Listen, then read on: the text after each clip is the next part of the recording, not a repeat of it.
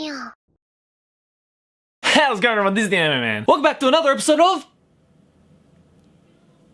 the occasional show where I go through some of the weird, strange, what the fuck things about this lovely land of Japans. You know how it fucking works. It's been a while. Now, I'm sure there are a number of you who might be thinking, Joey, you're getting a little bit lazy there with that title call. What the fuck is Drade? I came for What the Fuck Japan, not Drade. Well, to be honest, I don't really give a shit because I know for a certainty this shit is not gonna have a single fucking ad on it. And if it does, then let me know in the comments because it'll be a goddamn miracle. Now, Japan is a country that loves festivals. They have all sorts of festivals in the summer. They have festivals in the winter. Some of them are your standard stuff that you find in your animus, and some of them you definitely won't find in your animus, like today's festival. Because today's festival I'll be covering in this episode of What the Fuck Japan will be a festival that is very fitting of the WTF name, in that I reckon it is the weirdest festival in Japan, maybe even possibly the entire world. Now, the folks over in Japan call this particular festival the Honensai, but it is more colloquially and more infamously known internationally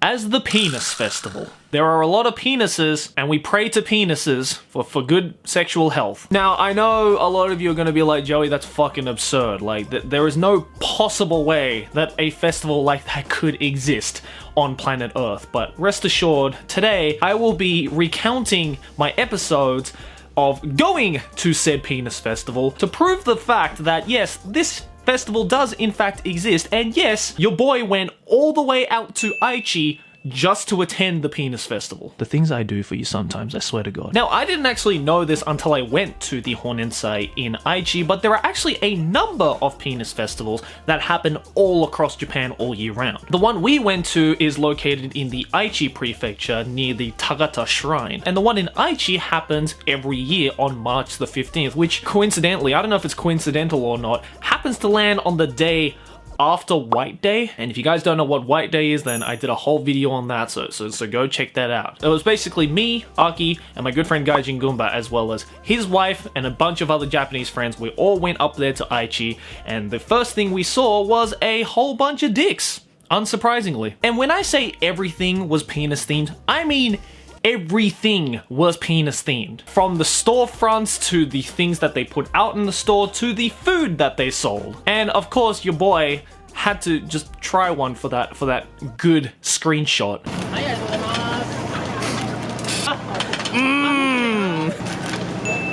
But the shrine itself that it's located in is actually a normal ass shrine. The Tagata Shrine, except for the particular day of the Penis Festival, is a regular shrine. But the cool thing about it is that they completely changed the stuff that they sell at the shrine, such as charms and emmas and stuff like that, for penis themed things. So naturally I bought myself a little golden penis keyring charm kind of thing, because it's hilarious to have a penis as a keyring, to be honest. And it was also hilarious to go over to the Emma wall where people write their wishes on these penis illustrated emmas and have it on display for the world to see, because I guess they just don't give a shit. Also, I just remember losing my mind over the fact that there was a field trip from a bunch of what I can only consider as kindergarteners. I mean, I don't think that was a very appropriate place to take your excursion, to be honest. I don't know what that school was thinking. One of my favorite things though about the penis themed food was the penis lollipops that they were selling. They were selling two different flavors, pink and blue. I just happened to grab the blue one because I am a growing young boy.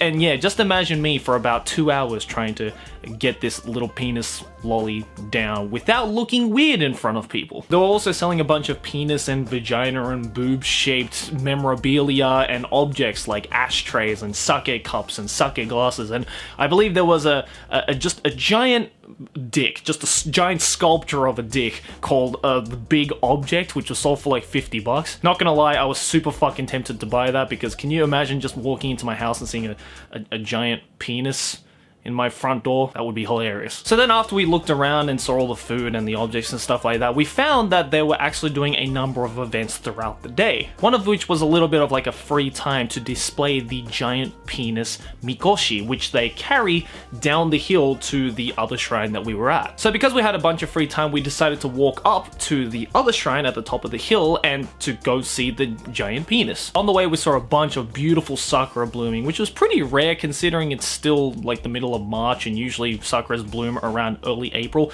So that was really nice aesthetic shots to see to distract us from the infinite amount of penises we just saw. At the top of the hill, there was another shrine that had these 5, I guess, penis demigods that were on display, as well as the giant wooden penis that they were to carry down to the other shrine, because I guess that's just how this festival works. And the best part about this, and you can quote me on this, I got to touch the giant wooden penis. That audio recording is gonna come back to haunt me. Forgive the puns, honestly the sheer size and girth and weight of that thing was pretty freaking scary to see. I mean, I can't imagine what the sculptor must have thought while he got that commission, being like, so you want a giant penis? I guess this is where my career's come to. But I think the coolest thing about this penis festival was the fact that all the people who attended that festival were so open about the whole sexual theme of everything. I mean, there were even people who were just carrying around costumes just for the fun of it, and people were taking photos and stuff like that, and everybody I met was super fucking cool. I don't know, I just thought it was really cool that the usually shy and timid Japanese people were just being super open about the fact that everyone was at a penis festival. It's like, yeah, let's not hide the fact that we're here for the dicks, so let's enjoy it while we're here. Deep within the back end of the Tagata Shrine was a place where we could actually pray for our sexual health and penis health, I guess, by so appropriately rubbing these 2 crystal balls, which just so happen to look like balls, testicles, the gonads. And I just had a really fucking fun time walking through this shrine, honestly, just like finding all the hidden penises all throughout. Like it was like looking for lucky emblems in Kingdom Hearts. Now some of you might be thinking, well Joey, why is it only penises? Like where is the women representation? Where are the boobs? Where are the vaginas? We need some of that shit. Well, luckily while we were waiting for the big procession to bring the giant penis down from the top of the hill, we found out that nearby there was actually another shrine which was similar,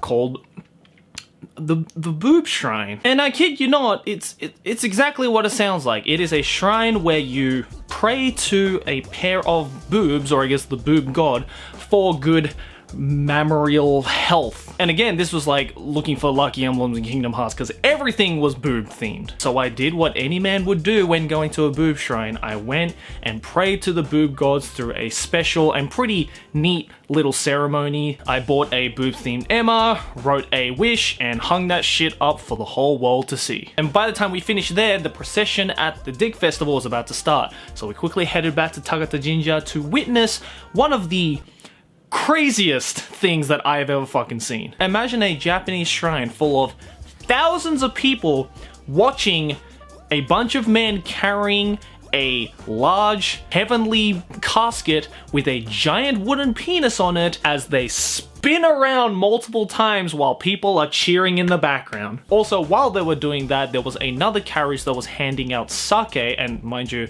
this was some fucking delicious sake, so everybody was quite drunk as they were watching this giant penis spin around and around and around. And mind you, nobody was laughing, nobody was thinking, oh, this is fucking ridiculous. Everybody was so into it. It was so crazy to see. Honestly, it was a ton of fun. The atmosphere was so fucking positive there. It was a good sesh. Like, I kid you not, this shit got so crazy that there was even like a news helicopter up in the sky looking down on all of these degenerates worshipping a giant penis for sexual luck and sexual advice from the gods, and it was just a crazy sight. But while I say that this was a crazy sight, the craziest event had to be the final event, the final thing to mark off the Honensai for 2019, and that was the annual Mochi throwing event. Let me explain this final event in the most simplest of ways. There is a giant balustrade at the back of the festival where a bunch of government people go on top of to get ready to throw these giant, hard as a rock mochis or rice cakes out into the crowd of thousands of people waiting underneath. And mind you, this isn't some like tiny bitch-ass little mochis. I'm talking like bigger than my fist, harder than my fist mochis, and just hundreds of them being thrown out into the crowd of just people stampeding to try and catch these giant rock-like mochis. In fact, I got so caught up trying to film this ridiculous event that was happening in front of my eyes that I didn't realize a giant mochi flying towards me and fucking smacking me right in the middle of the forehead. So we got out of there as quickly as we could because as I was filming, this fucking thing hit me in the head. It was good stuff, man. And it went bam. I saw powder fly from his forehead. It was crazy. This is hard as a rock. That hurt. But that was basically how they ended the festival. You worshipped a giant wooden penis and they threw out some mochi into the crowd that was potentially hazardous. And everybody went home with a bunch of mochi in their hands and a bunch of penises in their mouths and with a bunch of sexual good luck. It was a great time. Now, honestly, this whole event was fucking ridiculous, but I had so much goddamn fun. Like, it was just, again, so awesome to see a bunch of Japanese people and a bunch of foreigners as well who were there to witness this extraordinary event just come together and worship a couple of dicks. Like everybody was so cool about it and everybody was so open about it. Like, honestly, if you're in Japan and you're done with the normal Japanese stuff, then I honestly recommend you go to the Penis Festival. Like, it is a once in a lifetime experience and there is nothing quite like it. But as awesome and fun as this whole event was, I still have to say, what the fuck, Japan? Guys, let me know what you think about all of this. What do you think about a penis festival and a boob shrine? Would you ever like to go and visit any of these? And also, I'm fully aware that there are plenty of weird and strange festivals all over the world, not just in Japan. So I'd like to know, what is the weirdest festival that you guys have in your home country? I'm really interested to hear your thoughts and opinions, so make sure to let me know all that kind of stuff in the comments below. And if there are any more weird, strange, what the fuck things about Japan that you would like me to talk about in the next episode, then make sure to let me know all that kind of stuff over on Twitter. Use that hashtag WTF Japan. And if it's weird and strange and catches my interest, I might talk about it in the next episode. And hey, also, let's do a special thank you to my lovely patrons for this month: Ian Gardner, Juan Wara, Brandon Rass, Tinned Anime, Shu Rim, Yadiel Carrion, Aaron McMullen, Lucy First, Little Thimble, Hunter Gibbons, Stefan Seiniger, Instagatrix, Bogdan Exonenko, Resentia, Chris Turanek, Steve Lamb, and everybody else on my Patreon who supports me every single month. Hey, if you want to support your boy directly as well as check out some reward, then go over to patreon.com/theanimeman and go support your boy there. Anyways, guys, thanks for watching and I'll see you in the next one. Like, favorite if you enjoyed, subscribe for more anime banner, keep watching anime. Tanny!